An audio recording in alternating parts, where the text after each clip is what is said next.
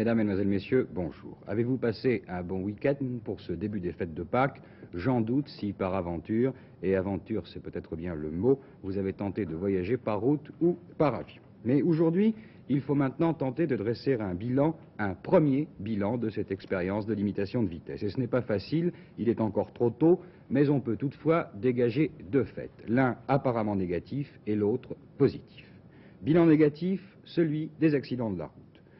Provisoirement, il y a eu plus de victimes et d'accidents pour ce week-end que pour le même week-end de l'année passée. 74 morts, 804 blessés en 1970, contre 64 morts et 669 blessés en 1969. Mais il faut ajouter que la circulation était sans doute plus dense et qu'il y a eu de nouvelles voitures, de nouvelles immatriculations cette année, vous vous en doutez.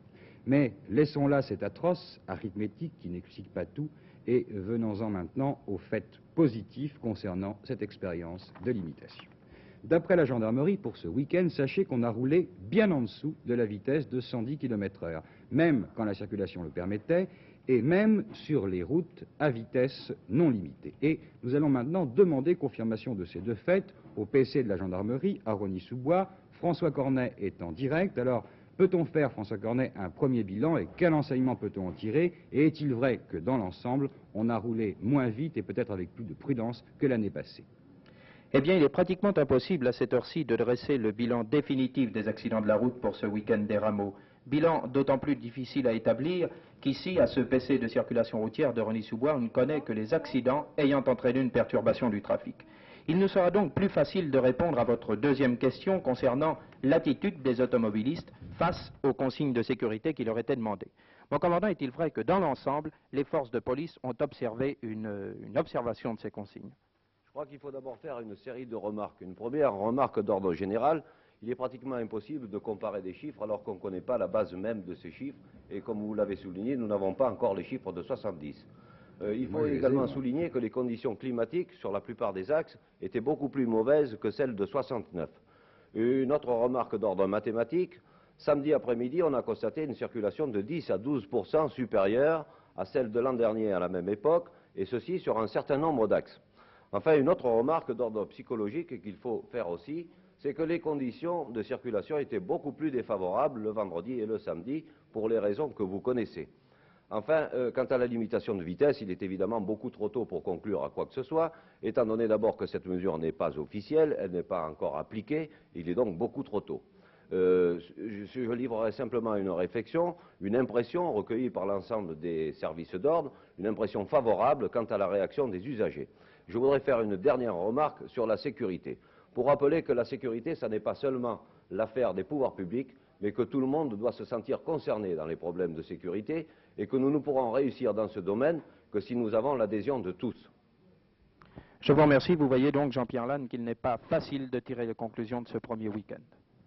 Bien évidemment, mais nous en reparlerons. Cela dit, sur un plan pratique, il est à craindre aujourd'hui encore de nouvelles difficultés de circulation, et ce, à travers la France entière. Pour cette fois, en effet, les routiers n'y sont pour rien, mais ce sont les commerçants contestataires qui passent maintenant à l'action en s'inspirant, il est vrai, des méthodes, donc, du blocage des routes chères aux routiers. Ainsi, la ville de Pau est restée bloquée pendant 3 heures par des véhicules appartenant précisément à des commerçants contestataires. Dans la Drôme, même action sur la Nationale 7. Même procédé à Narbonne, les manifestants ont tenté de bloquer le carrefour commandant les axes Carcassonne, Perpignan, Béziers.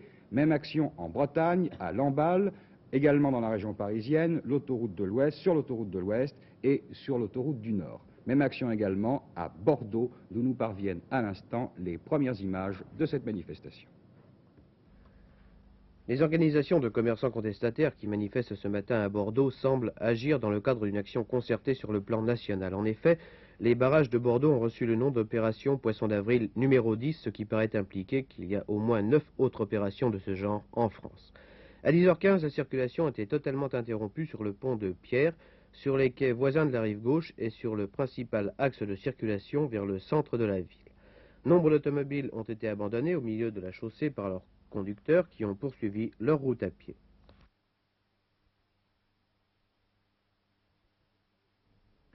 À 11h45, des membres du CID ont envahi la chambre des métiers. Les services de police s'emploient à dévier le trafic vers le pont Saint-Jean qui est toujours libre, mais on estime que plus de 2000 véhicules sont bloqués à l'entrée principale de la ville.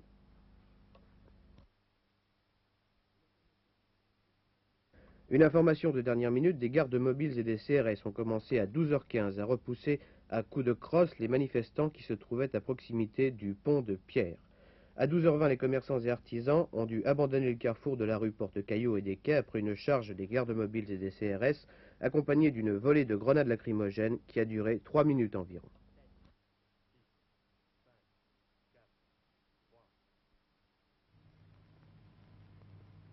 Ce matin, à l'appel de l'Union de défense des intérêts des commerçants et artisans, mouvement affilié au site de Gérardicou, 500 commerçants de la Creuse et de la Haute-Vienne ont établi un barrage à la Croisière, à 45 km au nord de Limoges. Une centaine de véhicules de toutes sortes, camions, camionnettes et voitures légères, ralentirent la circulation sur la nationale 20 jusqu'à 10h30. Puis le verrouillage devint plus strict et s'étendit à la nationale 142, Bellac-Guéret. Dès lors, la circulation devint impossible et des bouchons de plusieurs kilomètres se sont formés. Vacanciers et commerçants gardent cependant leur calme, bien que la situation n'évolue pas. En effet, les manifestants ne veulent lever leur barrage que lorsqu'ils auront rencontré les préfets de la Creuse et de la Haute-Vienne, à qui ils entendent demander audience. Oui, il est à noter que les commerçants contestataires avaient déjà, rappelez-vous, l'intention de passer à une forme d'action directe, et il semble donc aujourd'hui qu'ils agissent dans le cadre précisément d'une action concertée sur le plan national. Mais pour l'instant, on ne signale aucun incident, mais une nouvelle fois, la circulation donc s'annonce difficile sur toutes les routes de France. Et c'est pourquoi nous allons maintenant revenir à Rosny-sous-Bois. Et là, je pense que François Cornet est à même maintenant de faire le point de la situation. Quels sont les points chauds actuellement donc sur les grands axes français, François Cornet? Eh bien, la liste est longue, très longue. Je ne pourrai donc pas vous citer tous les barrages. Les messages arrivent sans cesse ici. Je vais vous citer les principaux. Sur l'autoroute de l'Ouest, le trafic est bloqué dans les deux sens entre l'échangeur d'Épône et celui de Flins. Des délestages ont été effectués par les CRS sur cette autoroute. Sur celui du Nord, le trafic est bloqué à Herbecourt dans le sens Paris-Province. Sur le Sud, le trafic est toujours bloqué entre Hatty et Pouilly-en-Auxois. La circulation est délestée à Hatty en direction de la RN6. Sur l'autoroute A7, le trafic est ralenti par des manifestants à pied cette fois, à proximité d'Avignon Nord. Dans le même département, sur les RN7 et 542, le trafic est bloqué au Pontet. Dans le Rhône, sur l'autoroute A6, la circulation est rétablie dans le sens Lyon-Paris. Dans le sens Paris-Province, la circulation est par contre toujours à cet endroit bloquée. Une déviation est assurée par la RN6 à partir de Mâcon. En Haute-Savoie, sur la nationale 506, la circulation est toujours bloquée à Léouche, Pont-Sainte-Marie. Par une cinquantaine de voitures, 200 véhicules à cet endroit sont mobilisés. Dans le Maine-et-Loire, sur la nationale 23, La Chapelle-Saint-Lô et Saint-Jean-de-Lignières, la circulation est bloquée, ainsi que dans la Haute-Saône, à l'est de Ronchamp. À l'ouest et au sud de Nancy, sur la RN4 et l'autoroute A33, la circulation est également bloquée. Voilà les principaux barrages pour l'instant, mais tout au long de cette journée, les messages continueront sans doute à arriver. Oui, vous avez raison, François Cornet. Je viens de recevoir une dépêche, et maintenant celle-ci du CID, donc le mouvement contestataire. Le CID demande dans un communiqué aux automobilistes de ne pas emprunter les autoroutes pendant toute la journée d'aujourd'hui, durant laquelle, avec certains autres mouvements contestataires, le CID a décidé de bloquer ses voies sur l'ensemble du territoire. Les transports aériens posent eux aussi, vous vous en doutez, des problèmes donc assez sérieux. En effet, à Orly, les techniciens de la tour de contrôle poursuivent leur grève du zèle et il faut donc s'attendre à de nouveaux retards, d'autant que l'aéroport de Londres est lui aussi paralysé par une autre grève. À Orly, on pourra quand même prendre son mal en patience puisque la grève des restaurants et des bars est maintenant terminée. Voilà, je pense, l'essentiel des nouvelles de la matinée en France, car sur le plan politique, c'est la trêve de Pâques. Il n'y aura pas, par exemple, de Conseil des ministres mercredi prochain. En revanche, la semaine sociale reste assez chargée. Demain, table ronde donc routier-gouvernement, puis réunion à la direction de la RATP pour examiner la proposition des projets d'accord, réunion également chez Renault, jeudi, pour ratifier ou non l'accord sur la mensualisation, les salaires, les horaires de travail, etc., etc. Affaires internationales maintenant, eh bien, on attend vers 18h aux États-Unis une déclaration de M. Rogers, le secrétaire d'État américain, qui doit rendre publique et officielle la décision de M. Nixon de ne pas livrer des fantômes à Israël. Autre information de politique internationale, aujourd'hui un coup d'État, ou plutôt une tentative de coup d'État au Congo-Brazzaville. Radio Brazzaville annonçait ce matin à 6 h que le commandant Gouabi, président de la République populaire du Congo, avait été arrêté à la suite d'un coup d'État, apparemment organisé par la droite. L'ère socialiste, annoncée en décembre 68, n'était-elle plus qu'un souvenir? À la Révolution et au Parti congolais du travail, je m'engage, en me guidant le principe marxiste,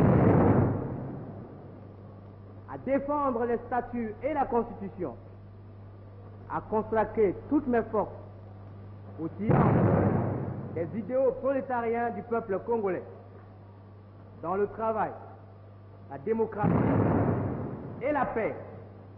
Mais voilà, le complot a échoué, le commandant et la République populaire sont toujours en place, le chef d'état-major n'a pas trahi, contrairement à ce qu'on annonçait plus tôt dans la matinée, mais déjà on soupçonne le Congo-Kinshasa d'avoir téléguidé ce complot avorté.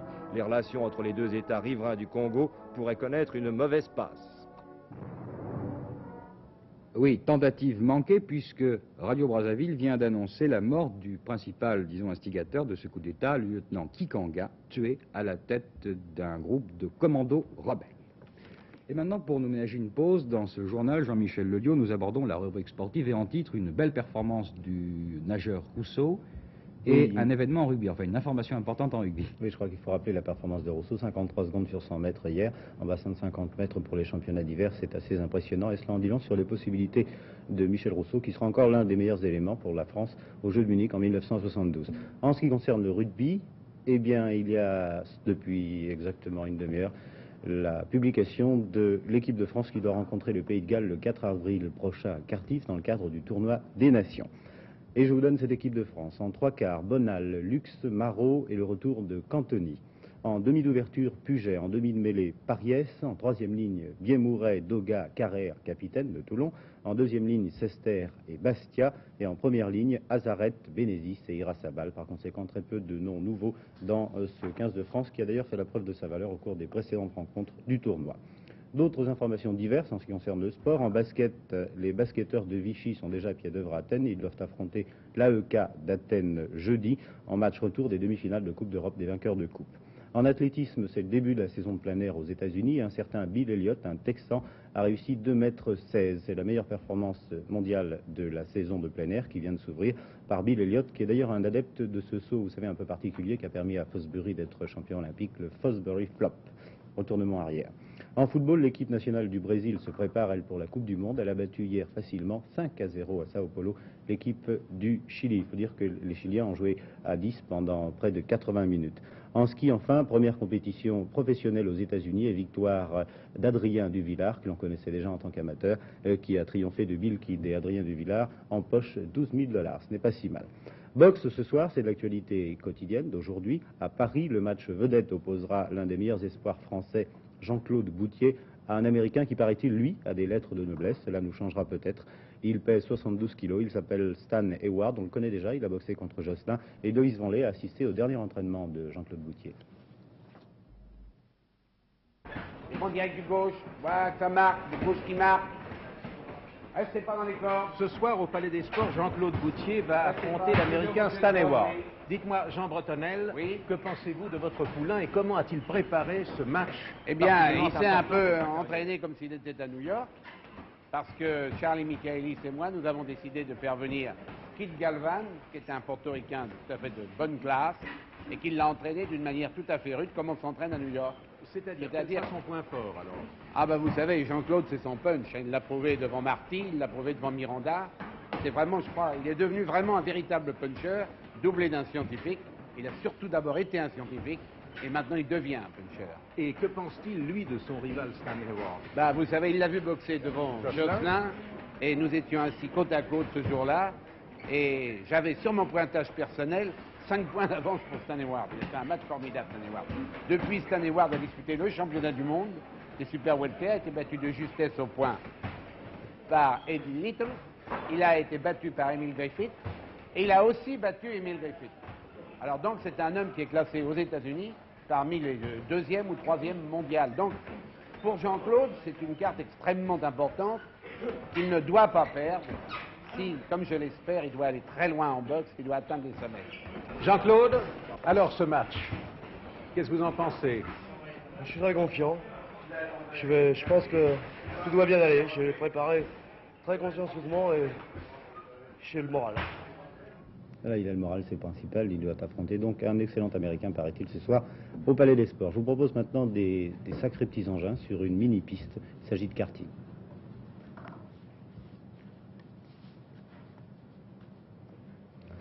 Jean-Claude Audin, caméraman de la télévision française, est un passionné de karting. À ce titre, il est allé hier à Grignon-Tiverval pour admirer les meilleurs pilotes français qui disputaient une épreuve de sélection en vue des championnats du monde qui auront lieu en octobre prochain sur cette même piste. Le karting est un sport assez populaire dans notre pays. À l'origine, il faut rappeler qu'il fut inventé par les Américains qui s'ennuyaient sur une base aérienne. Cela arrive et à l'aide de petits moteurs gonflés et trafiqués, suspendus par un châssis tubulaire, ils créèrent le karting qui a maintenant ses champions et acquis depuis plusieurs années ses lettres de noblesse. D'ailleurs, Jean-Pierre Josso, qui est un champion de formule, a fait ses premières armes sur les engins de ce type. Il est rouennais, comme Jacqueline Alexandre. Les mécaniques italiennes sont les meilleures et équipent pratiquement tous les concurrents. Suivez particulièrement le numéro 1 sur ces images, Serge Montandon, le 28 Marc Fleury et le 19 Jean-Michel Guillard. C'est ce dernier, le 1, le 28 et le 19, je viens de vous les citer, qui allait réussir dans les 3 derniers tours à prendre l'avantage. Déjà champion d'Europe, Jean-Michel Guillard peut prétendre au titre mondial.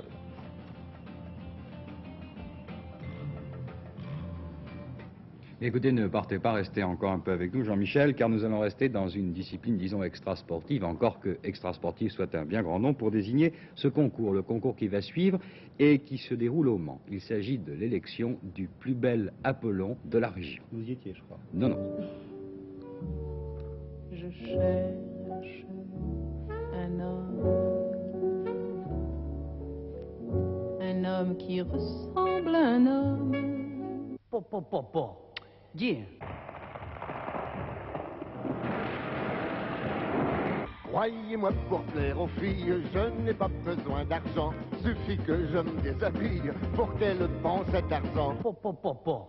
Dis.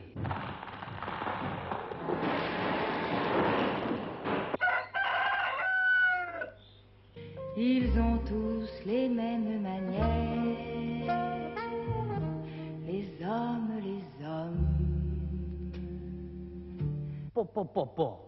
Dis. C'est beau et puis c'est chaud les hommes.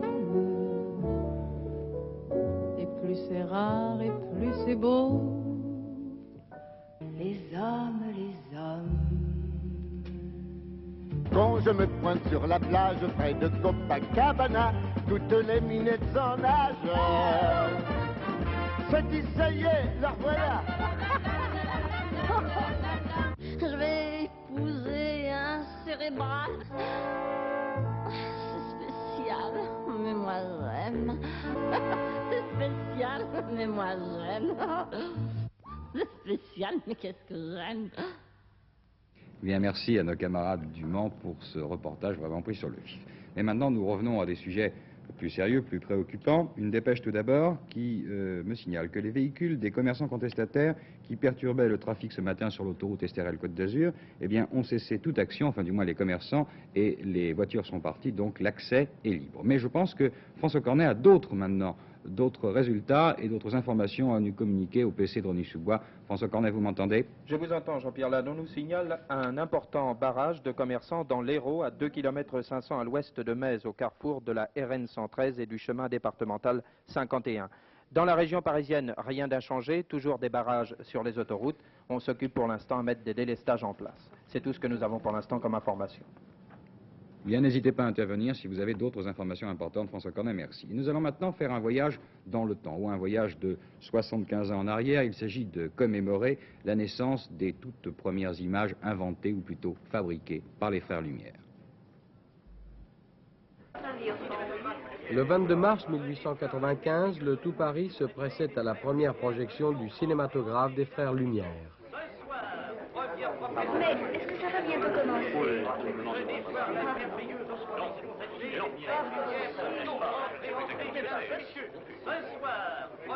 Voyons,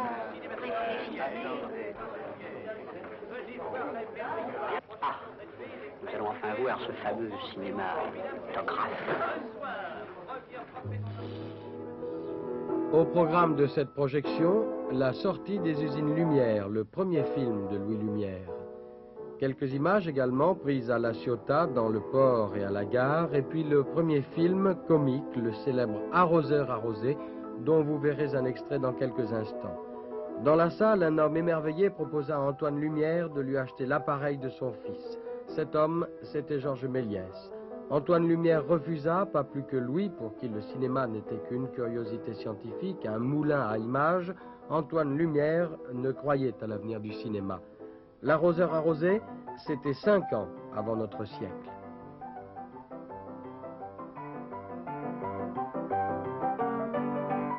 Comment les frères Lumière sont-ils arrivés au cinématographe? 40 ans plus tard, Auguste se souvient. Ce n'est pas sans émotion que je me reporte à cette époque lointaine, où le kinésoscope d'Edison venait d'être livré à la curiosité publique. Nous avions remarqué, mon frère et moi, combien il serait intéressant de montrer à toute une salle sur un écran des scènes animées représentant avec fidélité des objets et des personnages en mouvement. Devant le succès, Louis Lumière se met à fabriquer des appareils de prise de vue. Ces appareils provoquent l'éclosion d'une génération spontanée de chasseurs d'images. Le couronnement du tsar Nicolas II, tourné en 1896 par Francisque Doublié, reste le premier en date des reportages d'actualité. Depuis, les appareils de prise de vue n'ont cessé d'être les témoins de leur temps.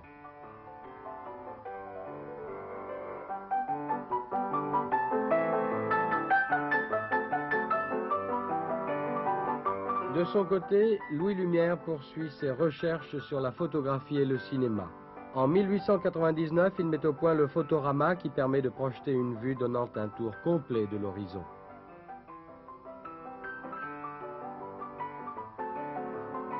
La même année, nouvelle étape, la photographie en relief au moyen de plusieurs clichés prises avec des mises au point différentes. Retiré dans sa maison de Bandol, Louis Lumière prépare l'avènement de la couleur. Parallèlement, il tourne quelques films comme Le Passant dévalisé. Louis Lumière est mort en 1948 alors qu'il cherchait encore. Il avait 82 ans. Son nom ne pourra jamais être dissocié de tout ce que le cinéma a donné au monde, ni même de ce qu'il lui promet encore. Vous le savez, chaque lundi, nous vous proposons un conseil culinaire. Dans un des menus de cette semaine, je vous propose d'inclure ce gratin de porc à la florentine. 30 minutes de préparation et de cuisson pour ce gratin de porc à la florentine. Il vous faut 4 côtes de porc, un bon morceau de beurre, une grosse cuillerée à soupe de farine, un quart de litre de lait, du sel et du poivre et 50 g de gruyère râpée. Et un paquet de 600 g d'épinards hachés surgelés que vous sortez du compartiment grand froid avant de les placer dans une casserole sans rien ajouter.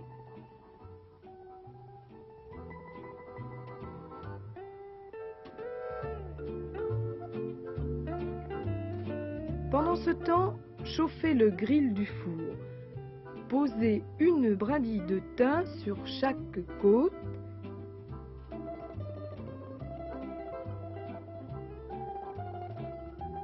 Et glissez-les dans le four en prenant soin de laisser la porte entrouverte comme pour toutes les grillades. Laissez cuire 10 minutes. Pendant ce temps, préparez la béchamel. Attendez que le beurre soit fondu dans la casserole avant de jeter la farine en pluie.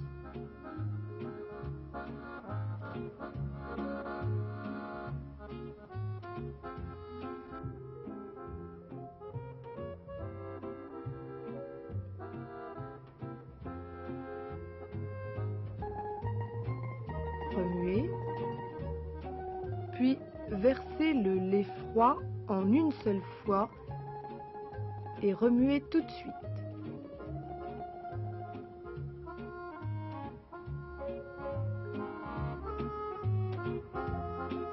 Salé et poivré.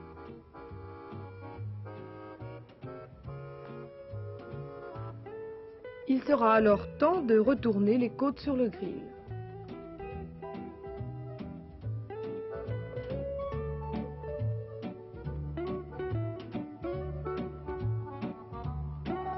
La béchamel ainsi préparée, versez-la sur les épinards. Ajoutez sel et poivre à votre goût.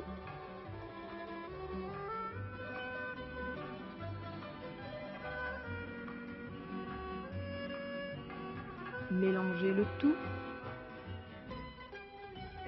et transvasez dans un plat à gratin.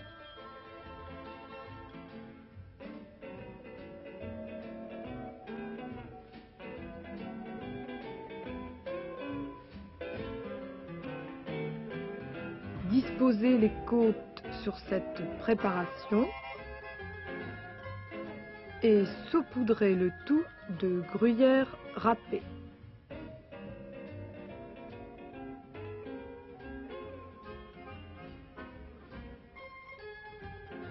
Remettez au four et faites gratiner 5 à 10 minutes.